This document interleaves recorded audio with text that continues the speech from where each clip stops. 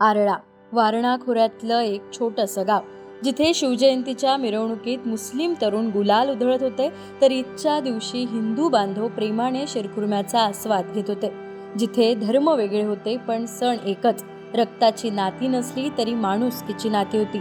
पिढ्यानपिढ्या एकत्र राहिलेल्या या गावात कधी हिंदू मुस्लिम असा भेद जाणवलाच नाही.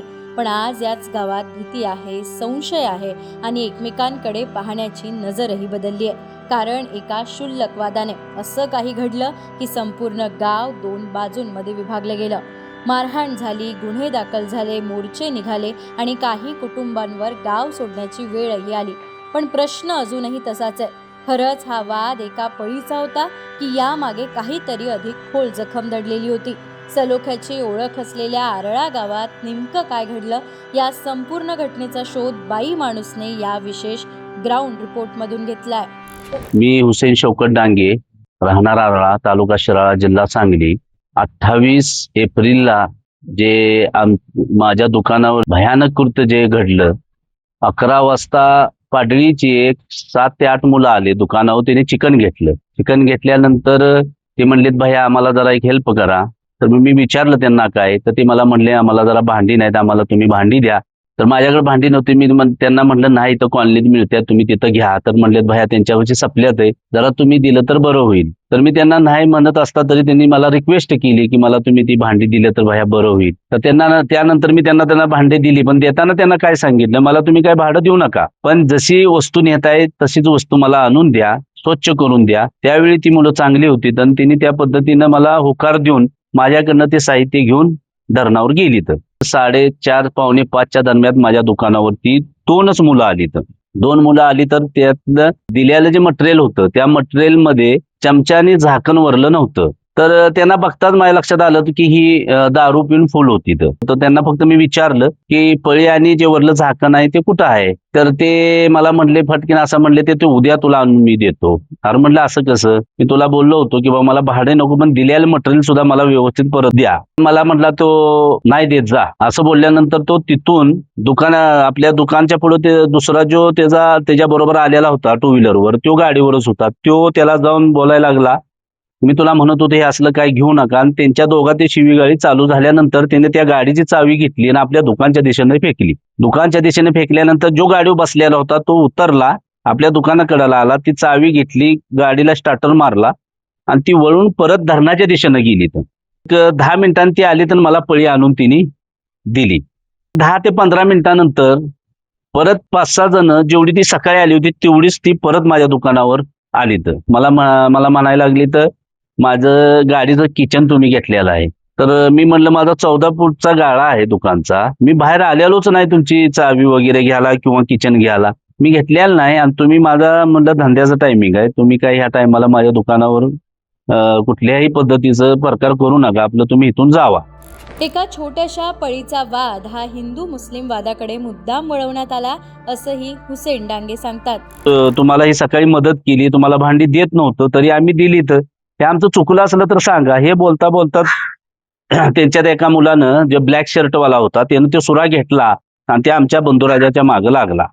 बंधुराजाच्या मागं लागला म्हणून आमचं वडील बी गेले, तर आमचा एक भावाचा पोरगा आहे तो बी त्याच्या हातातनं सुरा घ्यायला गेली. तर तो काय सुरा द्याला ना, तो त्यांच्या अंगावरच उघडायला लागला सुरा. तो हे बघताच माझा एक चुलत भाव आमिर डांगे आला आणि त्याने हे बघताच लाईव्ह शूटिंग करायला लागला.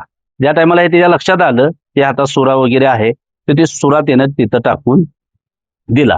त्यातले 2 मुलं आलीत आमच्यापाशी आणि मुलं आल्यानंतर तिने म्हणलेत, भैया तुम्ही आम्हाला सहकार्य केलंय, तुम्ही आम्हाला भरपूर मदत केली, पण ही दारू प्यायली ते भैया, त्यांच्या वतीने मी माफी मागतो, पण आम्ही इथनं जातो, आपल्याला काय वाढवायचं नाही.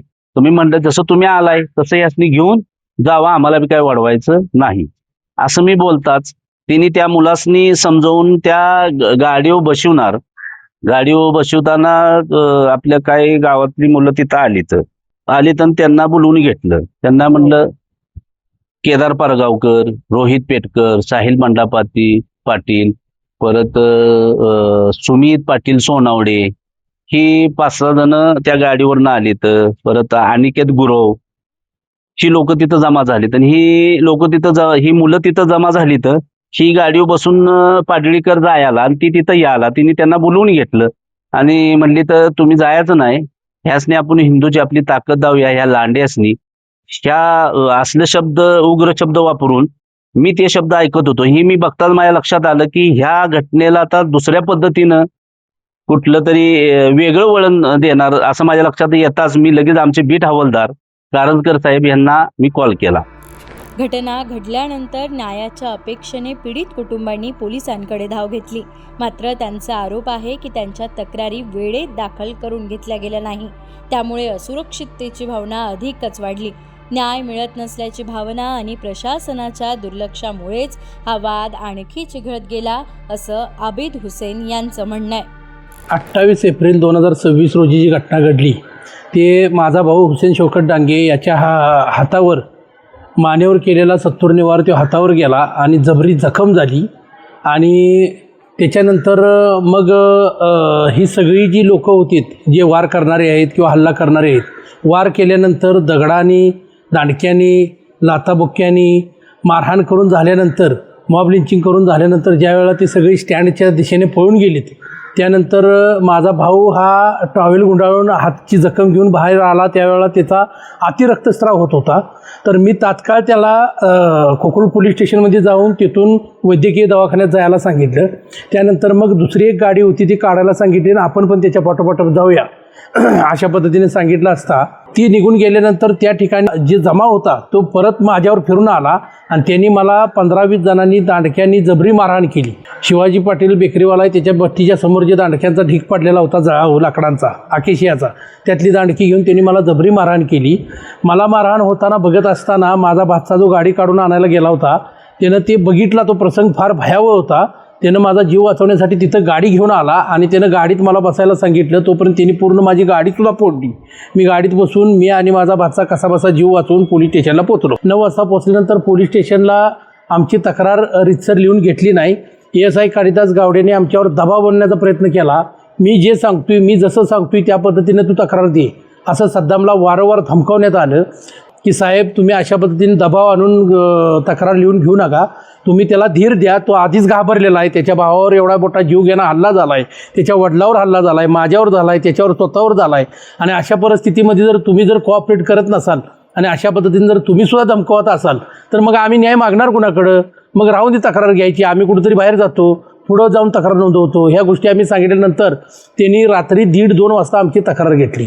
त्याच्या मधल्या काळामध्ये केदार पारगावकर हा स्वतः पोलीस स्टेशनमध्ये येऊन त्याने आमच्या वहिनीला निलोफर डांगे यांना धमकवायचा प्रयत्न केला. माझा भाचा रहीम इनामदार याला सुद्धा धमकवलं पोलीस स्टेशनच्या आवारामध्ये. तिथं CCTV फुटेज त्या पद्धतीची अवेलेबल आहेत, तुम्ही कधी जाऊन बघू शकता.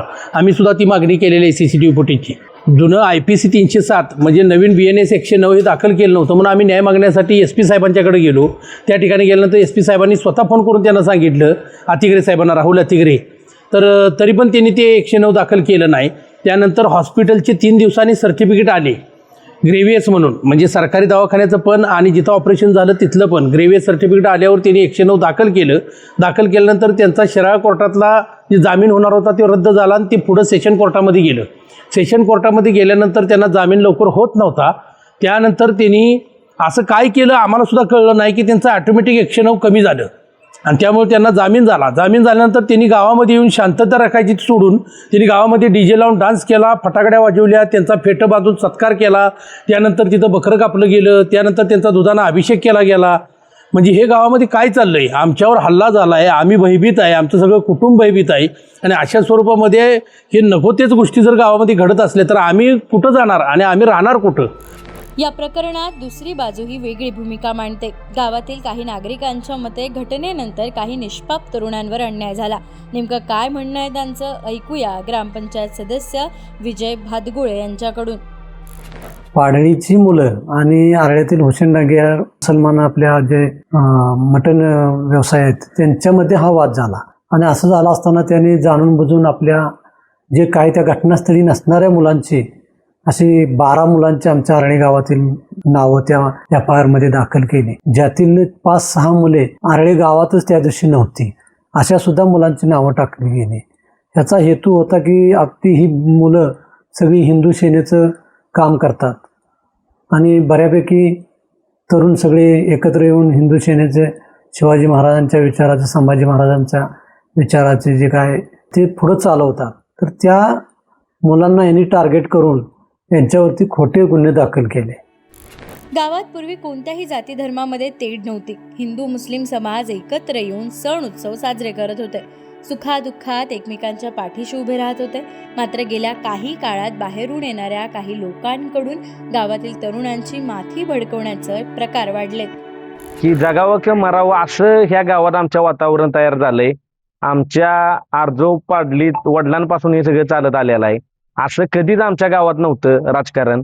ह्याच्यात सामाजिक क्षेत्रातली सरपंच असतील, उपसरपंच असतील, माजी सरपंच असतील, यांनी गावात पुढाकार घेऊन हे कुठंतरी जे आमच्या गावात जे विष पेरतात त्यांना ह्याच्यावर काहीतरी बंधन घातलं पाहिजे.